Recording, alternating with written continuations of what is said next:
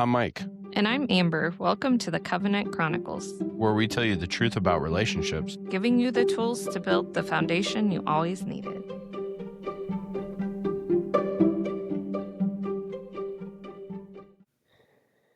Welcome back to the Covenant Chronicles. Yep. What are you doing over there? I was currently reading crypto news. Not that it's relevant to anything, but, Yeah, that doesn't really help the podcast, but technically, I was actually reading about implementing insurance policies into your ecosystem, and then that switched to investing in crypto news specifically. So, anyways, not important. yeah. I mean, some people listening might be interested in that, but they probably didn't come here for that. So, Yeah, that's a good point. Well, what they did come here for is to hear about our crazy stories or just to help them, one of the two. So I think today we should talk about insecurities because that plays a huge part in most relationships. Well, let me rephrase, most modern relationships. And what's interesting is there is,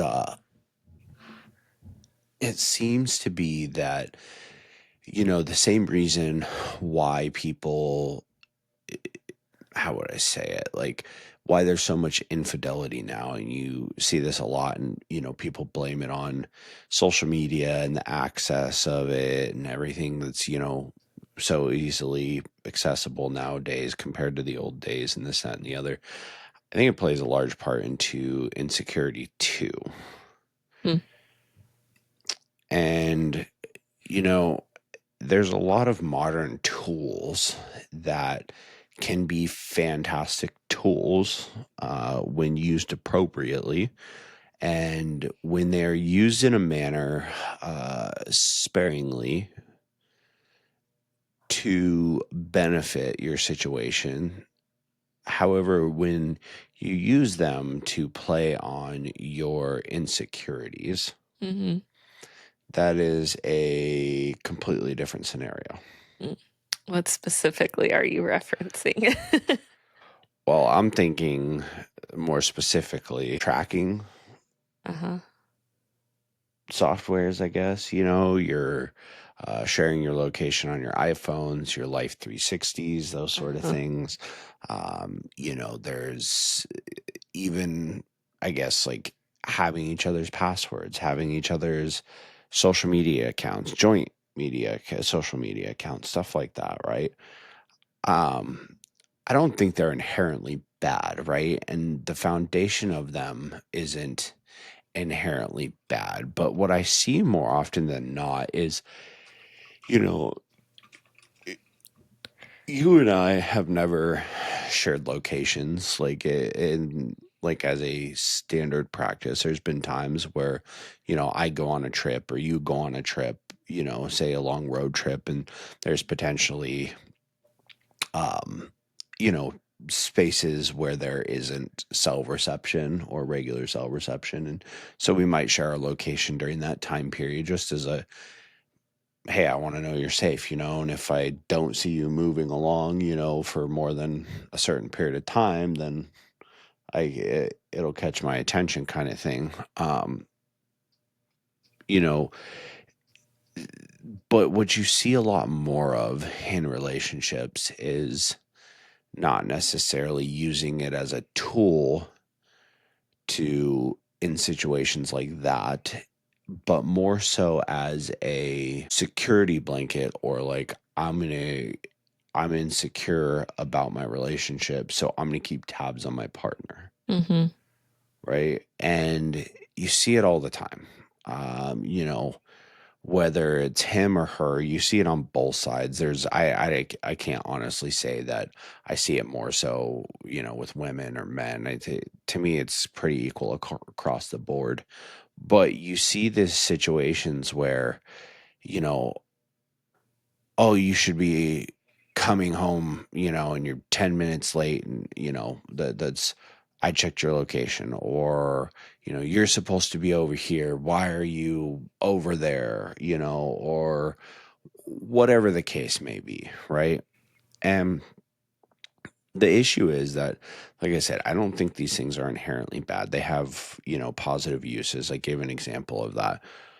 But the problem is if you're in that frame of mindset all the time that you need to worry about your partner and where they're at, like, you should probably examine if you should actually be in that relationship, or you should probably examine where your insecurities stem from, actually work on them and do the self work to resolve them, as well as getting your partner involved in helping you through that process. Yeah.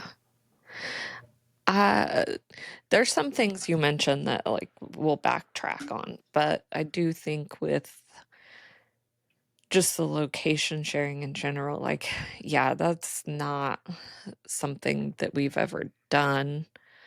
Um, More just 'cause, like, I don't need to keep tabs on you all day and know, like, I know where you're at, but I don't need to know if you go run to the gas station or you go run and get lunch or you like, I don't need to know that, but also I kind of think that just creates a level of, like, anxiety if you're, like, constantly tracking where your partner is going. But I think that does go back into the insecurity thing because why are you spending so much time worrying about where your partner is going and what they're doing and, you know, why they moved from here to there? Like, I don't know.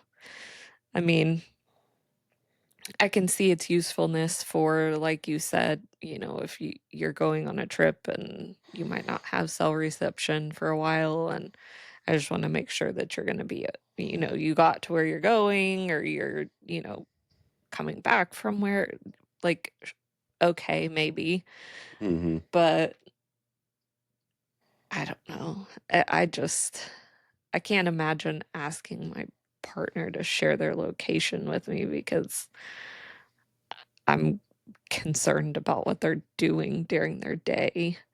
Hmm. It's just not, I don't know. Well, and that's, the flip side to it is, and I mean, we talked about like the access to the other partner stuff too. Like, yeah. That's the part that I was gonna backtrack to, because I don't necessarily inherently think that's bad, and I'm gonna be honest, like, I think if you have nothing to hide, there's no reason that you shouldn't share that stuff. Like, I'm not gonna go just get on your Facebook or your Instagram or whatever, like, Hmm. just because I have your password to, like, that's not, but it is like a security in the sense that, like, if something happened to me, you have it, or you can get into it and I don't have to worry about it. Yeah. But, like, I don't have anything to hide on there, so it wouldn't matter if I gave you my information. Yeah. I think, like, we both know each other's passcodes to our phones, and that hasn't always been the case, but I think we do now. It's Um, interesting because I think it became it became a thing, not necessarily a like, I want to go through your phone, but I think it got to the point where like we were serious enough that, occasionally we needed to access it for whatever reason, or, um, like you said, if something were to happen, the ability to, access that, and there's stuff to think about there. Like, we have that handwritten, well, needs to be updated now, but the handwritten, log, I guess, that's locked away of our passwords for stuff in case anything happens to one of us, if we need to get in for financial purposes or anything like that, to where it can be accessed. But the, and then just dumb stuff like you're driving and hey, change the music or search songs or something. And, we hand each other the phone or something, or, I ask you to send a message for me, or, hey, can you respond to this email for me? Cause we're driving or whatever it is. And there's situations like that where there's a place for it. But more often than not, you see where that's not the case, right? Where it's, well, I should be able to check your stuff at any given time. And you should. But do you actually want to? Because if you're having an issue with that, either one, your partner is giving you a reason to, and you should actually examine what that is, or two, you have an insecurity that needs to be addressed, and it's an unhealthy behavior either way. Well, I've seen 2 sides to this, and honestly, I can see both, but I have seen the conversation where it's like, you should just be giving your partner that information because, for one, it creates emotional safety in your relationship, because if you don't have anything to hide, why wouldn't you? Hmm. Um, and, it creates that sense of, like, yeah, you could check, but do you need to? Like, you know the information, but have I given you a reason not to trust me?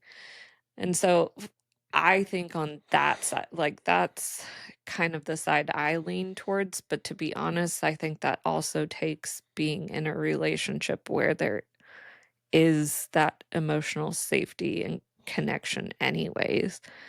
The flip side to that being like, yeah, I don't think you necessarily should be in a relationship with someone for, just a couple of months, and then suddenly you should have their passwords to everything so that you can be checking stuff all the time. Like, if you feel like that's what you need, then there might be some insecurity issues that need to be worked on anyways. But I do think that it's a level of, at least with the phone situation and like passwords and that sort of thing, I honestly think that's a level of just emotional safety in your relationship. And like, that's what you should be aiming for. It shouldn't be like a, I need to look at your phone all the time and make sure you're not doing anything. That's not what that is.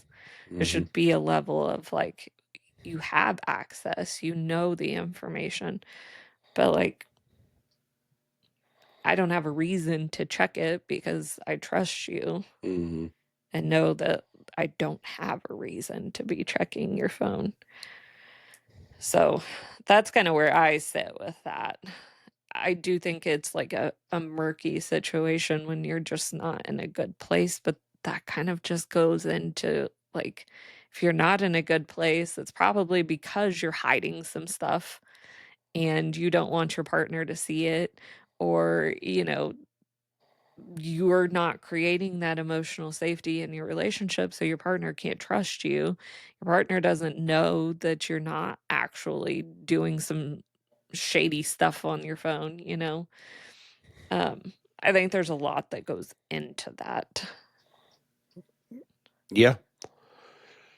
Yeah, it's definitely a controversial topic, right? Of which side of the fence is correct, which side of the fence should you lean on, where, what's healthy, what's unhealthy. But I think that's kind of the basis of this. And the point in this is that you have to examine your motives behind it, right? Like we talked about, like, you have my passcode, I have yours. I have no interest, like, and the thing is to get to a level or a point of, like, if you're going to do something dumb that's going to jeopardize the relationship, or if I'm going to do something dumb that's going to jeopardize the relationship, then, you know, we're missing out, right? At that point, like, okay, it's your loss. You know what I mean? And I think that's the driving factor here, like the important factor here is that um people are not understanding that. And we live in this like technology where everything is so accessible, and we want to have control over, you know, everything our partner does without understanding why. Like, what is the core to making that's making me feel this way? And what is the, insecurity around this? Is my partner doing something that's genuinely creating an insecurity? And then there's a reason for it. Or is this an insecurity in myself due to potentially my past, or just purely not being confident enough in myself, right?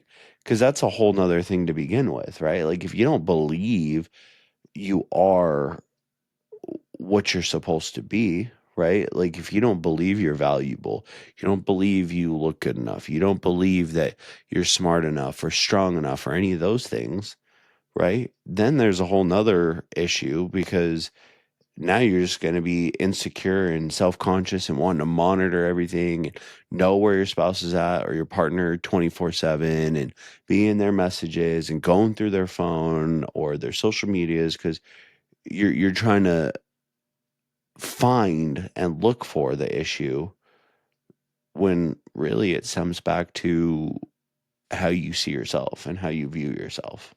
I mean, there's 2 sides to it. Like, I'll be honest, I've never been the type of person that, like, needs to go through someone's phone even in previous relationships. However, the few times that I have felt that, it was because something was going on, and I knew w my intuition, whatever, like, either the situation changed, I could feel something was off. Very, very few times have I ever been like, "I need to check my partner's phone," but when I have, it's not been a great situation. But I think that that's different than just sitting around checking your phone all the time to find something. Hmm.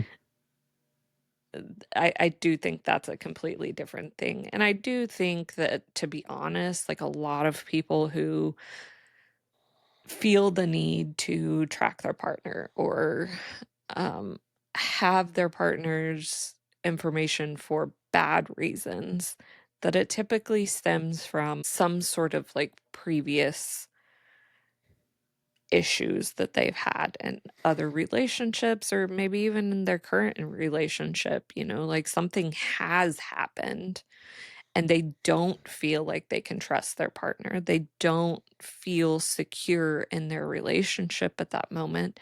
And they are wanting to create a sense of security.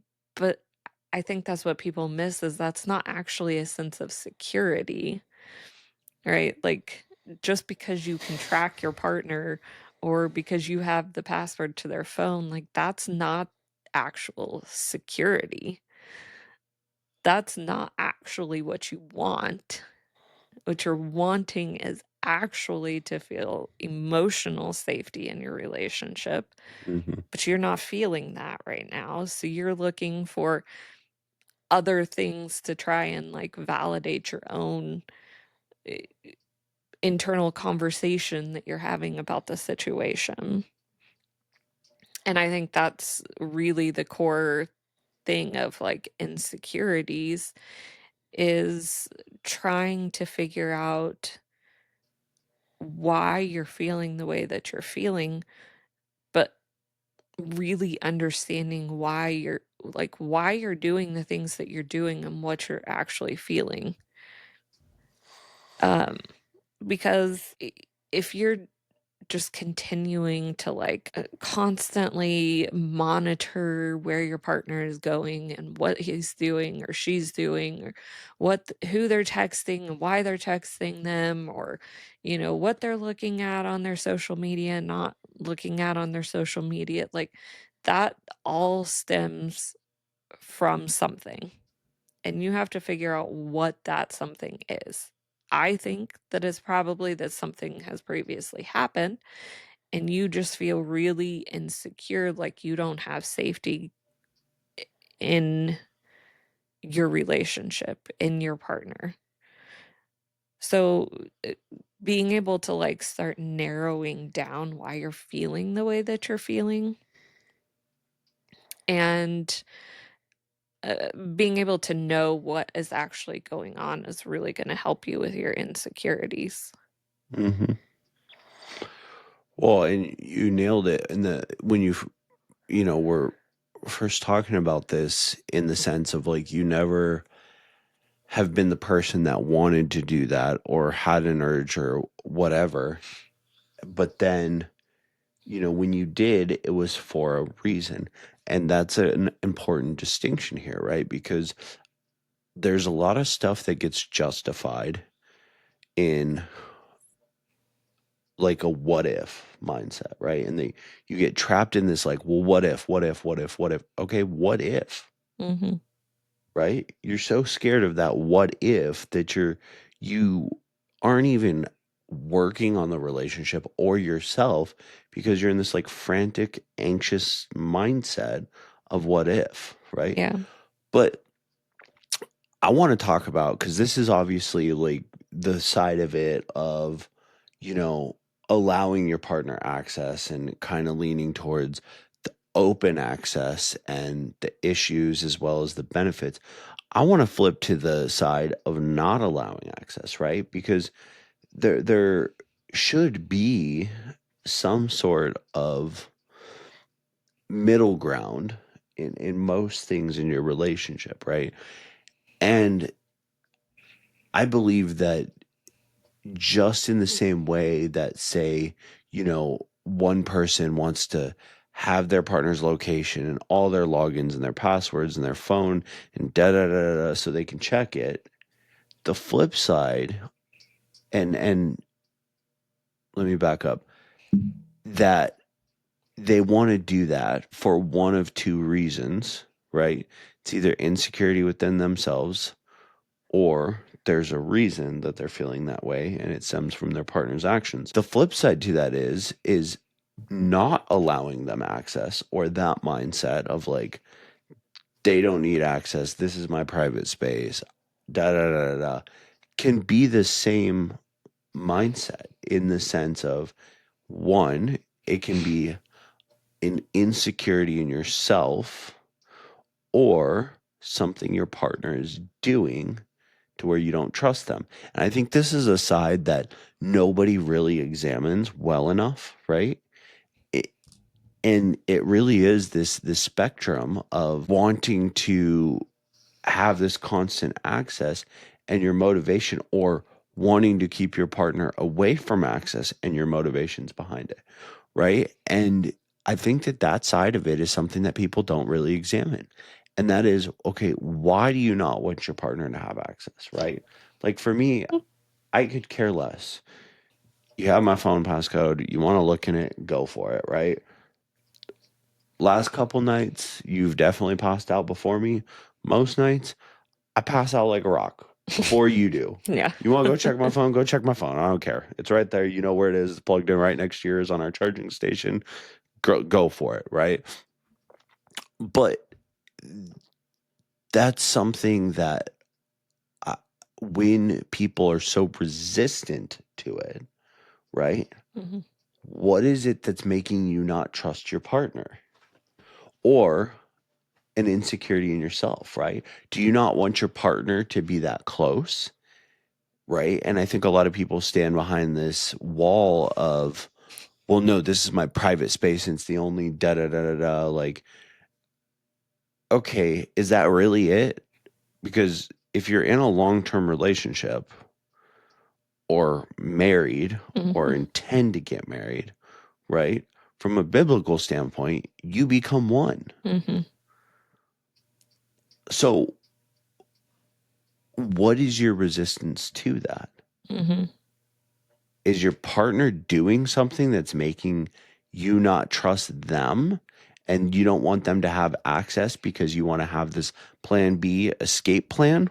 Mhm. Or and that doesn't necessarily mean another person, right? You see it in resources, you see it in finances, you see it like it may not be that they have a plan B person, could just be a plan B in general to exit the relationship. Could be a person, of course. Mhm. That's the most common way that it's talked about. But also, it could be an insecurity in yourself of when people have gotten too close to you in the past, it hasn't worked out. And now you're afraid to let this person have full access to everything because if they do, well, now they're too close. Yeah. Right. And that's a side of it that I think people really need to examine as well, right? Because it's not just the side of the openness to access, but it's also the side of the resistance to the access and what is your motivation behind that, right? Mhm. Because I think that you can live a happy and healthy life with a little variation of that, and you see situations where, well, maybe whatever, um he or she doesn't really have a lot of access, or he or she has more access than, but like it's pretty rare that you see a scenario where there's no access at all or full access to everything, and it's all just purely based on, like, how would I say it, like purely based on just in case, right? Mhm. And I guess in a way, like, we have full access in a sense, right? Like technically I have your phone passcode, you have my phone passcode. You could access each other's email that way, or like social media that way, or like whatever. But like we don't actually share social media passwords, right? Or Yeah, I don't email think you passwords, or actually have my pass, but if you asked for it, it's not like I'd be like, "No, you can't have that." right. And that's my point of like we just don't feel a need to, right? And so that's where I'm saying, like, in a lot of ways we fall somewhere in between, right? But you have one or the other, and when you fall on one extreme or the other, right? And it's not just the like full access, it's also the zero access side. Either end of that spectrum, there's something usually going on, and maybe there's a 1% anomaly out there that's just kind of the way the world works, but for the most part there is something going on, and it's either your partner is giving you signals or energy that is, or has done actions that makes you not trust them, or you have unresolved stuff within you that you need to work through. Sure. Yeah, I mean, insecurities go a lot further than just, like, this specific topic where it deals with, phone access and tracking.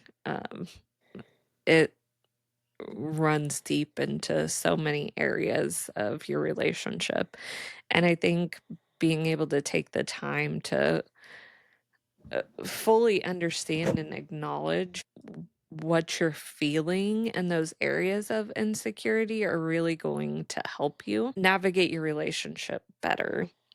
Mhm. Because, there's been a couple times in our relationship where I've felt a certain way about something, and then I'll have to like really navigate and dig through my feelings to figure out why I'm feeling the way that I'm feeling. And, a couple of times I've come to you and been like, hey, I'm kind of feeling this way right now. Like, I don't actually think that there's a reason to worry about it, but I am feeling Mhm. something because of it. And I feel like I need to tell you and talk to you about it. Mhm. And every time we've talked through it and you've been like, I understand why you feel the way that you feel. And, you know, uh, however the conversation went, but basically it came to a point of just, being able to uh, give me the acknowledgement that, like, you understand why I'm feeling the way that I'm feeling. And then that really, for me, was enough to be like, "Okay, I'm just letting my feelings and emotions dictate my thoughts right now, and they're Mhm. not true." Mhm. But being able to get to a place where I can actually talk to you about it and, like, openly acknowledge what I'm feeling and what I'm thinking and why I think and feel that way, and you not, like, just shutting me down and being like, "Oh, you're crazy." Mhm. Has a lot to do with, that emotional safety piece when it comes to insecurity. This is a learning lesson for the men out there. So if you're the men, i- if you're a woman, you're listening to this, do not go to your man and tell him, oh, so and so said. I mean, you can try, but he's probably not going to respond well. But for the men out there, listen to what she is saying, okay? And I want you to hear this because this is a learning opportunity. When she comes to you and says, "I'm feeling this way," right? And here's the thing, you may not like what she has to say. I'm feeling really insecure about this situation because of past history. And whether that history is something you've done or maybe you haven't done, it does not matter, right? Take that as an opportunity to provide reassurance. Put your feelings aside, stop being butthurt, and take that as an opportunity to reassure her that you are her future and whatever has happened, and this is the future, whatever has happened in the past is the past. Take the time to be in that moment with her, to accept her emotions, to understand her, and let her know that you hear what she is saying. Yeah, because almost every time, like, pretty much instantly after I tell you what's bothering me and why I'm feeling the way that I'm feeling and so on and so forth, and we come to a place of, like, you reassuring me and acknowledging how I'm feeling and why and understanding, then I'm like, "Okay, well, that was dumb," and I move on. And it's not something that, like, pops up again that I continue to worry about. But I think that's where a lot of relationships get stuck, is that not being able to, one, recognize your own feelings and your own thoughts and understand why you're feeling certain things and how those translate into your thoughts. And then two, being able to take it to your partner and actually get reassurance instead of it turning into an argument and a fight about Hmm. something that you were trying to just tell your partner how you were feeling, and now it's become an argument Hmm. when that wasn't the intention.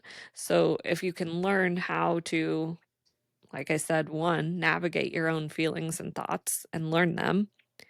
Two, be able to take it to your partner, and you and your partner both be able to reassure each other and acknowledge each other's thoughts and feelings and not jump to conclusions and freak out about why the person is bringing this to you. Hmm.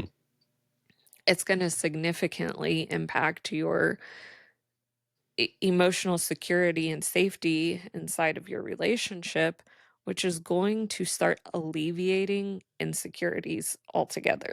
Hmm. And I'm not saying that there's not ever going to be a time that you don't feel insecure about something, because I think that's probably, like, unrealistic. Like, I think at some point in time in everyone's relationship, no matter how healthy you are, you're going to feel some sort of insecurity at some point. But it's about being able to acknowledge it, bring it to your partner, and talk about it, provide reassurance to each other, and being able to move on from it. That's the important thing that I Hmm. think most relationships don't ever get to, or actually have with each other. Yeah, makes a difference.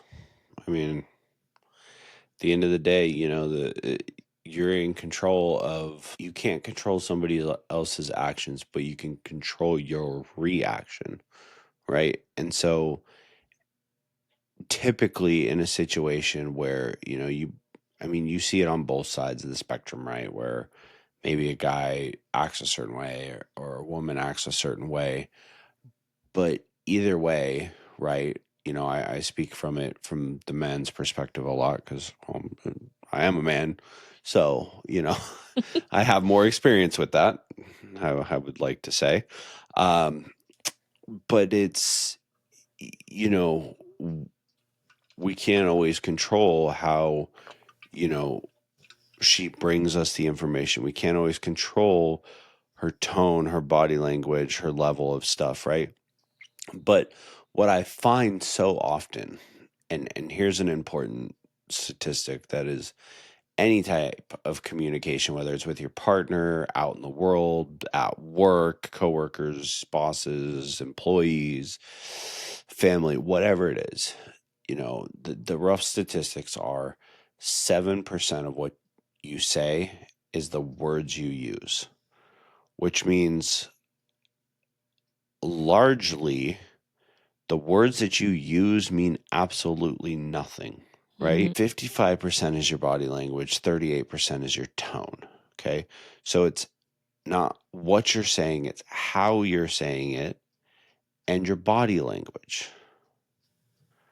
Okay. So I bring this up to say that, if she brings you something and she, more often than not, we get annoyed or we get reactive to the words that are said instead of what is trying to be portrayed, Mhm.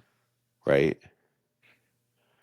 And for example, hey, you know, a common one, right? You hear all the time is when a woman brings something up that a guy has done in the past and he brings it up and he has this mindset of, why can't you just leave it alone? It just happened once, or it's in the past, or whatever. And he gets annoyed, right? And really, what she's trying to say is, hey, she's struggling with this. She's had this flow of emotions and this flow of thoughts that are affecting her, and she could really use some reassurance. Mhm. But we don't always know the words to say that, right? Yeah. And here's the crazy thing. Out of over 330,000 words in the English language, our brain only thinks 3,300 are important. Mhm. So even a small fraction of words that could be used, our brain actually registers as even worth listening to, Yeah. right? But yet, in these relationships, we let our emotions guide us instead of logic. And when one partner is having a flow of emotions, two emotions don't get you anywhere. It's like a magnet and a battery. You're positive and you're negative, they come together, right? You put two positives together or two negatives together, it's just going to repel, Yeah. right? So when one partner's being emotional, more often than not it's the woman, because that is how they are built, that's how they're programmed, right? Guys, we struggle with the emotion side. So with that being said, you have to be the opposite. You have to create that polarity for her. Jeez Louise, this dog. I can't. I feel like this entire episode, you guys are probably going to hear our dog in the background because he is laying right behind me and snoring. Just breathing loudly. He's such a mess. This $42 pound rescue. I mean, he's the best, but sometimes I'm like, maybe I should have paid a little bit more for you. Remy's just gonna start being a regular guest appearance on the podcast. Oh gosh. Now he's staring at me like, "Leave me alone, I'm sleeping." Yeah. Anyways, yeah, what I was gonna add to that is I'm not really sure if it's, like, a healthy thing or not, but I'm gonna throw out there because I find that with us, it we tend to be able to work through our emotions and, like, be able to, um, say our emotions to each other more easily through text, and I do think some of that has to do with, like, the body language that you were talking about because that's kind of eliminated when you text someone, right? Like, you're not sitting next to them, you don't have to see them, like, visually, like, process what you just told them, and then, that register in your brain is like, "Oh, now he's mad at me," or "Now she's mad at me," when that might not actually be the case, it might just be processing what you just said, but I've noticed that both of us tend to do better processing through text. Not always, like, we are good at communicating in person too, but just sometimes when it's, like, a really hard thing like, if I'm having a hard time with something and I'm kind of afraid to talk to you about it for some reason, which is my own personal thing, not because I'm actually afraid to talk to you, it's my own internal conversation that's like, "Should I bring this up? Is this something I should" like, this thought process that I have going on in my head that, like I said earlier, ends up being a case where I bring it to you and you reassure me, and then I'm like, "Well, that was dumb," and I move on with my day, you know? Mhm. But typically, when I'm having that, like, struggle with myself, it's so much easier for me to bring it to you in text than it is for me to bring it to you in person, which is a trauma thing that's, like a whole other layer there. That's why I said I don't necessarily know if it's the correct way to do things, but I will say, like, if you're starting out and you're trying to figure out how to communicate things and you're afraid to do it, I often think that, like, writing or texting can sometimes be that, like, easier pathway into communication with your spouse or your partner because it does kind of take out some of that, like, emotional side from both of you. Well, it's less about I mean, the texting, and that's where I would almost encourage, like, be cautious of that, right? The key there is it's the writing it out and being able to examine your feelings, right? Yeah. Because more often than not, the reason why that is a positive thing is because, or it tends to be more positive, is because of reactiveness, right? So the problem is people are a lot better at not saying stuff when they type it out, they can have a second to read it and then kind of re-review it and be like, actually, hold on. Like, I'm kind of just, steering the wrong direction here. Versus when you say it, sometimes you say stuff that steers things in the wrong course Mhm. without intending to, right? Yeah. And part of that is just, I guess, human nature, right? And the nature of how things occur when you are communicating and emotions are heightened. But what I would say is be cautious of the way in which you're doing that and make sure that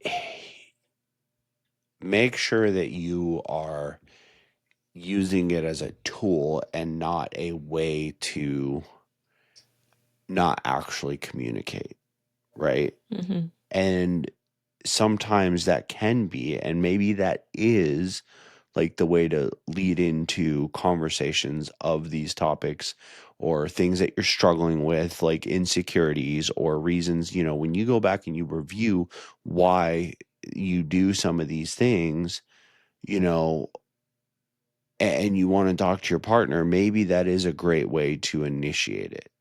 You know, hey, I really want to talk to you about it. I'm struggling with, potentially your reaction, which is why I'm doing this through text, blah, blah, blah. It's something I need to work on, but it provides me a little bit of emotional safety at the moment. So I'd like you to be open minded. And this is important to me. And I really want to work through it with you. And then you go on to, whatever you need to say. But I would say that that would be a cautionary thing is don't get used to that being your only situation, right? Yeah. And the only way you communicate. And what I will say is that for that reason, I would agree with you that it can be easier to do that. And even we have potentially, like, you could suggest higher um, success rate on communicating with minimal, heightened emotions, with minimal back and forth, that sort of thing, better through text because it does take some misread things out of the equation, which is contrary to what most people say about how they hate texting because it does, da da da. And in a professional setting, it does. I think it creates more issues in a professional setting. In this setting, it can be a tool. However, the key is to use it as a building block because that's the flip side to it is I would also say that, in our communications verbally and in person, like, you know, we've gotten very good about if we don't know what the right thing to say or is if we're struggling with something, hey, we're going to take a little time and then we can come back and have a conversation and get through it. Yeah. Um, so yeah, I, I agree with you in the sense that it can be a valuable tool and a valuable stepping stone. The caution there would be don't make this your sole way to communicate and don't use it as a way to hide from your partner or Yeah. being able to actually communicate. For sure. But with that being said, so this week, or in the next few days, I should say, they need to examine what do you do in your relationship as far as access to private things, tracking, all those sort of things. And no matter where you lie in that, no matter where your relationship currently is, if you have no feelings around this topic and, it doesn't make a difference to you either way, probably doing all right. But if you have some feelings, either direction, to absolutely not, they don't need access, to no, I deserve all the access,